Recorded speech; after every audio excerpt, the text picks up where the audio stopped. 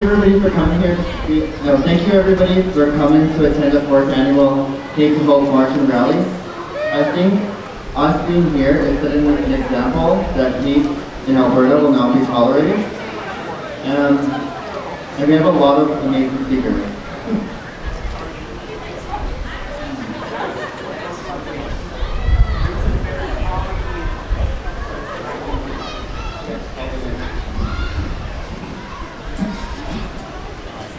Okay, our first speaker today will be Michael Connolly. Sorry, I'm a little bit nervous, so now that I'm nervous, it's going to be rambling. Yeah, our first speaker. Okay, here we go.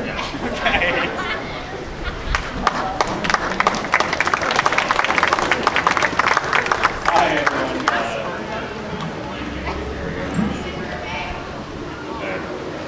Thank you all for coming, and thank you to Chevi Rabbitt and Nico for inviting me to address you all today. As Chevi said, my name is Michael Connolly, and I'm honored to be the MLA for Calgary-Hawkwood. I'm also happy to say that along with Estefania Cortez-Vegas and Ricardo Miranda, I'm one of the first 3 openly LGBTQ+ MLAs in Alberta's history.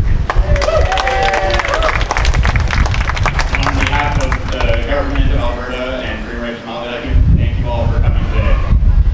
I was born and raised in Calgary, and I have seen firsthand how heteronormativity and forced gender roles influence our youth in and out of our schools. When teachers are not allowed to speak about LGBTQ+ issues, as was the law until earlier this year, LGBTQ+ youth tend to feel as though we're not normal, or that we're not always welcome in our schools, our communities, and worst of all, our homes. As I went through junior high and high school, I didn't notice how much an effect our education system had on my coming out. I remember our teachers never mentioning homosexuality or homosexuals for that matter in any classroom. And if a student mentioned it, they would often be ridiculed and have their sexuality questioned. Worse still, trans issues would not even get a snide comment from neither students nor educators. And from what I'm hearing from our youth and educators in those institutions even today, not much has changed. Debates around Bill 10 this year and Bill 44 in 2009 are only a couple of many reasons that spurred me to run as the MLA for Calgary-Hawkwood. Since May 5th, I have met with many individuals in the LGBTQ+ community, and almost everyone has made me promise that I will help represent them, because they feel like they have never had a voice in our legislature. We have never had someone who truly understands what it's like to keep a secret from their friends and family for years. We've never had someone who knows what it's like to be afraid to hold their partner's hand in public. And we've never had someone who felt the fear every day of being kicked out of their home or fired just for being who they are, until now. I'm here today to promise every single LGBTQ+ youth in this province that I will do everything in my power to ensure that no one in Alberta feels like they are not welcome in our schools or communities because of their gender identity or their sexual orientation. This is why events like Hate to Hope are important. The LGBTQ+ community has seen many gains very quickly, but we must not be complacent. We need to continue to fight oppression so that generations of LGBTQ+ people will have it better than we did, or have now. Electing the first 3 openly LGBTQ+ MLAs is an important step, but it's by no means the be-all end-all of LGBTQ+ rights in this province. Estefania, Ricardo, and I are not only voices for our ridings in the Legislative Assembly, we now have the duty and the honor of representing our community in the legislature. We will fight for the full inclusion, human rights, and safety of sexual and gender minority Albertans from all walks of life. We are stronger when we work together, and we are proud to have the opportunity of representing our community in Alberta's legislature and work towards a more inclusive and equitable Alberta. Thank you.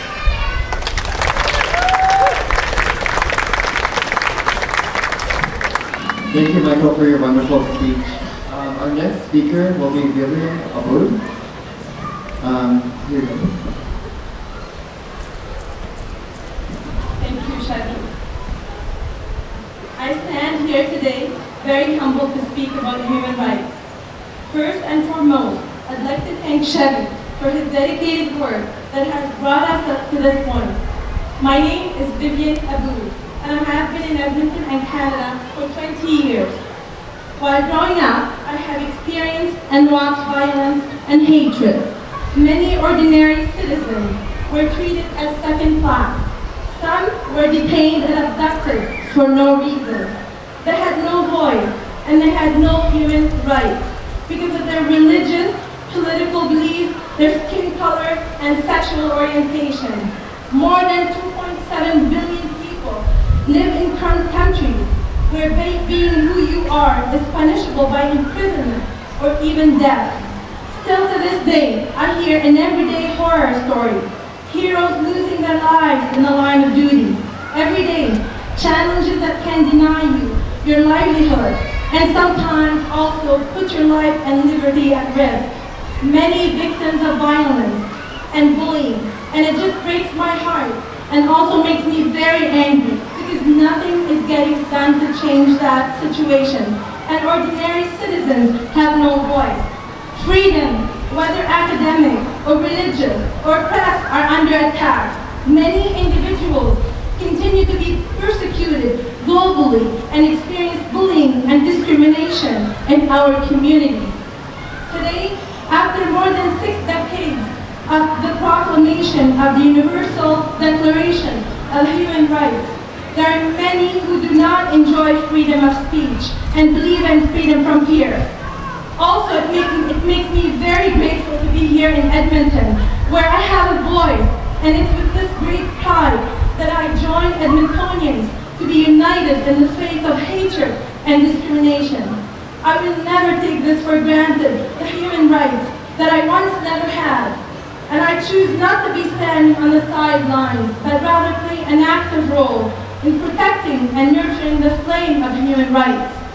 As immigrants, we come from all across the globe with different backgrounds, experiences, and it is important not to be assimilated. However, if we have experienced hatred, we should never let it define us, but rather influence us to make the change, and first and foremost, be the change and the role model in our welcoming communities. Just like it did to Chevi, this one non-negotiable value that should unite us all is human rights. We have to let go of influence and values that contradict human rights and that we have picked up in our home countries because they used to be our only way of survival. As Gandhi said, be the change that you wish to see in the world. I know that many of us, we find ways of leading and making that change, but that should be our collective and continuous effort as there's still more to be done and to be inclusive. When I first arrived to Canada, right away I noticed the existence of human rights and how every person has the right to have their inherent dignity respected and protected. I also have noticed much progress and I made sure to be involved. However, very gloomy stories, such as losing Constable Widow and Chevi's, speak to the fact that this progress is not complete.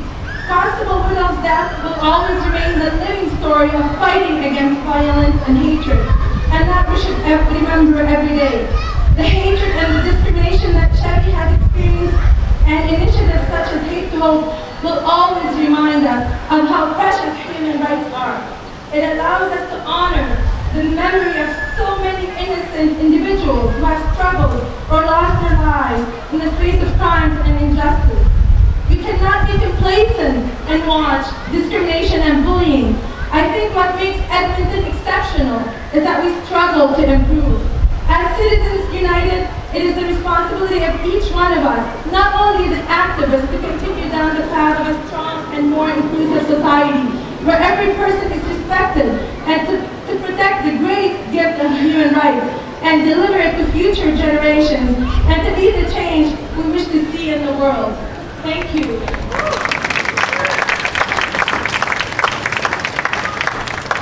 Thank you, Vivian, for your wonderful speech. Can we have Katherine Swampy?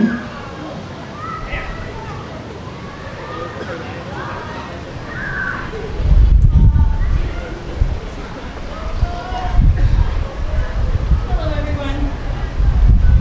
Thank you for coming out, and thank you to the Hate to Hope rally and march for asking me to speak, and thank you to all the fellow speakers. My name is Katherine Swampy.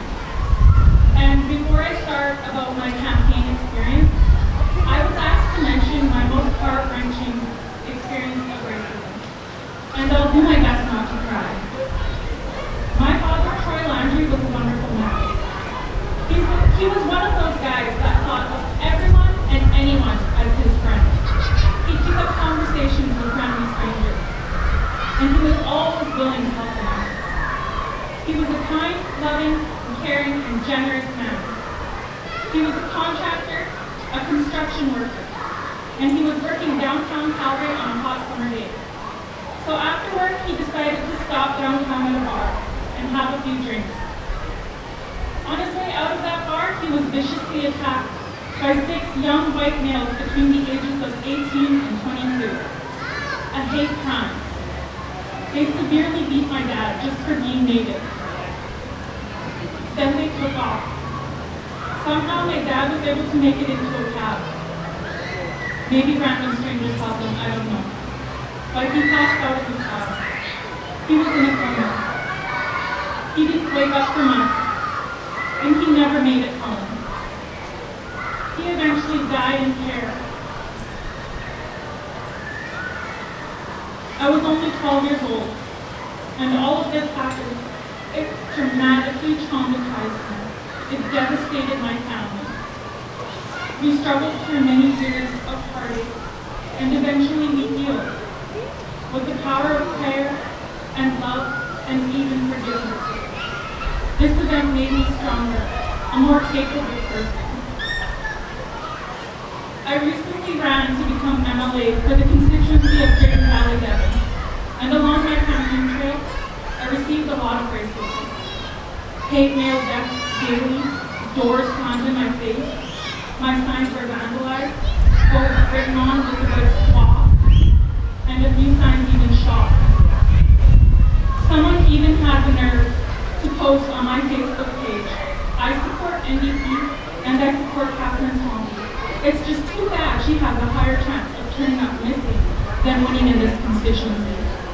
This comment, of course, is referring to the thousands of missing and murdered Indigenous women across Canada. Getting close to the election date, I felt exhausted, and I admit, I let it get to me. It really was devastating. I was very much hurt by these actions. Just to mention, a fellow NDP candidate from out east, Jacqueline Biollo, or Jack as everyone calls her, experienced racism along her campaign trail, and shortly after her election day, she suddenly passed away. Suicide. It's caused from hate, and it's hard to be hated for being yourself. We shouldn't be hated, nor should we let such hate hurt us. We need to embrace being ourselves. We need to love being ourselves. And we do embrace and love being ourselves. Yes, it tore me down, but I couldn't let it keep me there. I stood up. I'm still here. I'm still a proud Wetaskiwin. I rose to the occasion, and I will continue my pursuits. I have to be resilient. We have to be resilient. Not just for ourselves, but for the young people everywhere, to know that hate will not and cannot stop us. With proper education and tolerance, one day hate like this will no longer exist. Thank you.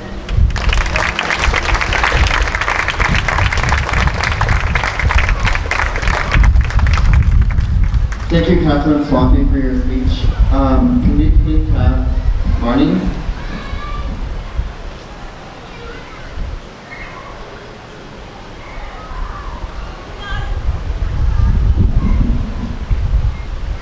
Thanks, Chevi. I stand before you today as a woman, a transgender woman, a spouse, and a father, and I'm very proud to be here today to be all of those things. Society is so much more accepting, isn't it? And doesn't it feel good? Society pats itself on the back for being so accepting. But how can you be more accepting? You either accept something or you don't. These words were said to me by a transgender woman in Calgary just this week, after she had a horrible experience recently when she tried to seek help to stop her attempt at suicide. We are a society that produces hate, that pushes a man to stab 6 people in a pride parade in Jerusalem, only just 10 years, or after being released from prison for doing the same thing 10 years ago. I hope we as a society will also gather to mourn the death of one of those victims who died earlier today. We are a society who is appalled that a beautiful, majestic creature was killed in a Zimbabwe trophy hunt, yet we are a society that doesn't even hardly notice that 11 transgender women, mostly women of color, were murdered in the United States this year. And when media does notice, they call them by their male names and use male pronouns. We are a society who are outraged enough that we would hunt down the lion hunter himself at his home, his business, and across social media. Now I wonder what would happen if society showed that much outrage for all the murdered and missing Aboriginal women in this country. We are a more accepting society, yet some parents still kick their children out of home when they begin to express who they truly are. There is a reason why LGBTQ youth are overrepresented in our homeless population. Our society is more accepting, yet a 7-year-old transgender girl is scared to go to school because she can't use the girls' bathroom. In our more accepting society, hardly a day goes by where I wonder if this is the day I get yelled at in a public ladies' washroom. Is this the day that a group of guys making catcalls at me realize my truth and then attack me? Is this the day I get called for a job interview, but the sound of my voice inspires them to hire another candidate? Is this the day? So what do we do? Well, we continue to attend pride parades. We continue to show compassion for the death of a lion. We show compassion for his hunter. We remember the names of the murdered transgender women and continue to fight in their honor. We honor the murder and missing Aboriginal women and hold our governments accountable for their justice. We continue to be visible and to educate so parents and families see the gifts in their sexual and gender diverse children. And when this fails, we are there to help provide a safe place for these children in our schools and in our society. We continue to express our right to use public spaces that matches our true gender and stand up for children who want to do the same. We continue to walk down the streets in our community with pride and with confidence and our heads held high. We continue to live, love, survive, and thrive. And we do this together, people of all sexualities, of all genders, all races and colors and cultures, people of all faiths and people who do not practice a faith. We stand together so that we can change hate into hope. Thank you.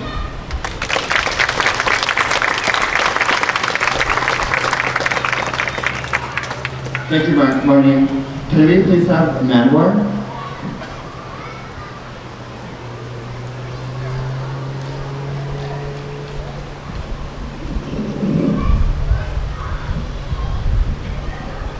Thank you, Chevi. I'm very pleased to be here to join the 4th annual Hate to Hope rally. Thanks for inviting me to speak today here. This is really an honor for me. Let's be honest, I'm not a writer. I haven't written any book, or I'm not a regular on national TV or radio. All I have is my story. I'm a Muslim Canadian who was born in Bangladesh and raised in Bangladesh by 2 lovely parents. I came to Canada in 2001.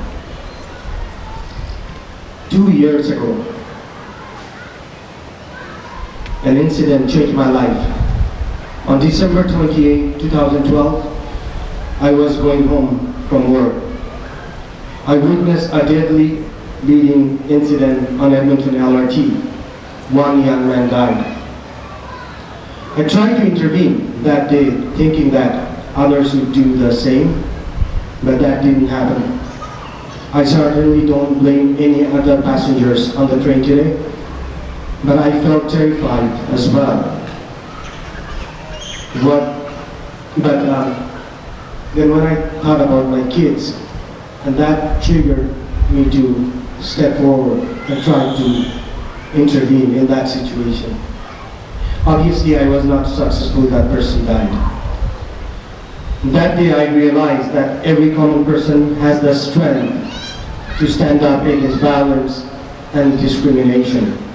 We, bystanders, have a role to play. You cannot be silent when things like this happen. You just cannot walk away from there and pretend that it's not happening. If I'm here today, I'm here today not only as Manwar Khan, I'm here as a voice of victims of bullying and violence in our province. They need your support. We need to stand up for them. That's why I'm here today, asking for your support, demanding for your support, requesting for your support. Can we break our culture of silence? After this event, can we go home and speak at least 2 people and tell them to speak up for others and convince them to tell this story to other people? I'm not asking you all to become Mahatma Gandhi or Martin Luther King.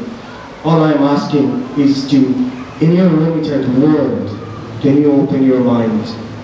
Can you open your hearts? Can you give them the strength when they need it, when they feel weak? Can you give them the support when they may be having a hard time standing on their own? Thank you so much.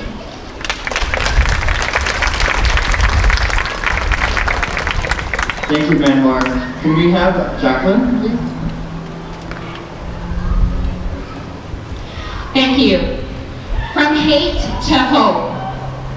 From hate to hope, a phrase coined perhaps not only by the lived experiences of Chevi Rabbitt, but by the multitude of individuals who have experienced hatred in their lives and who look forward to a better tomorrow. That tomorrow starts today, with individuals like all of us who have gathered in solidarity to bring education and awareness and a strong voice towards real change. From a world littered with hatred, disgust, and fear, to a world that expects openness, fairness, and inclusivity for all. Today delineates in real terms the impact and importance of a society built with optimism and trust. Today is about people, possibility, and potential, and about moving from hate to hope. Thank you.